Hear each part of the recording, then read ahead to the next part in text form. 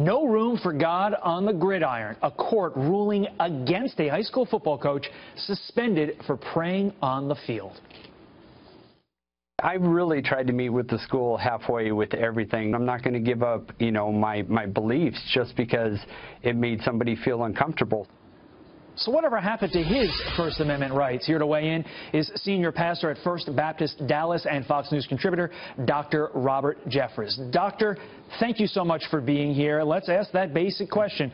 What happened to his First Amendment rights?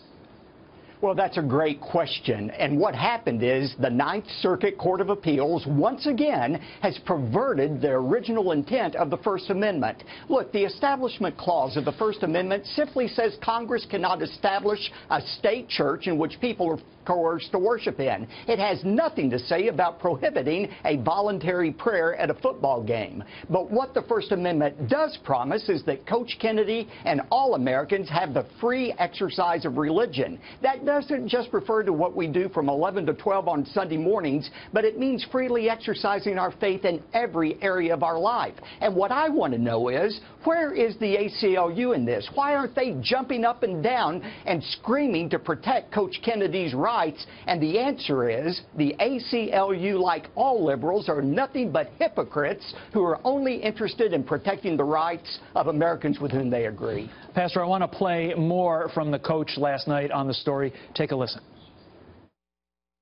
Even before I accepted the coaching job, I made a covenant with God that, hey, I'm just going to give you, the glory on the 50-yard line. And I don't know where I got it, if I, saw the Seattle Seahawks or one of the other, football teams doing it. But I said, hey, that's where we fought the battle, so I'm going to give you thanks right there for what those young men just did.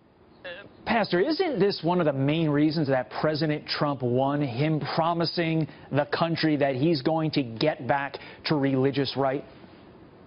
Absolutely. And, people have to ask the question, why is it public expressions of faith like Coach Kennedy's were not only allowed but encouraged for the first 170 years of our country's history, but 70 years ago, suddenly, they became unconstitutional? Did the Constitution change? Of course not. What has happened is we've allowed judicial activists to hijack the First Amendment. And I think that is why it is so important that President Trump was elected, because he has promised to nominate jurists and judges who will interpret the law according to what the Constitution actually says and not according to what liberals wish it said. And I've talked to the president about this case and other cases like it, and he is absolutely determined to continue to nominate conservative judges and justices. Yeah. Judge Neil Gorsuch, obviously one of those judges, an original intent justice. Having practiced myself in California, which is in the Ninth Circuit, I can tell you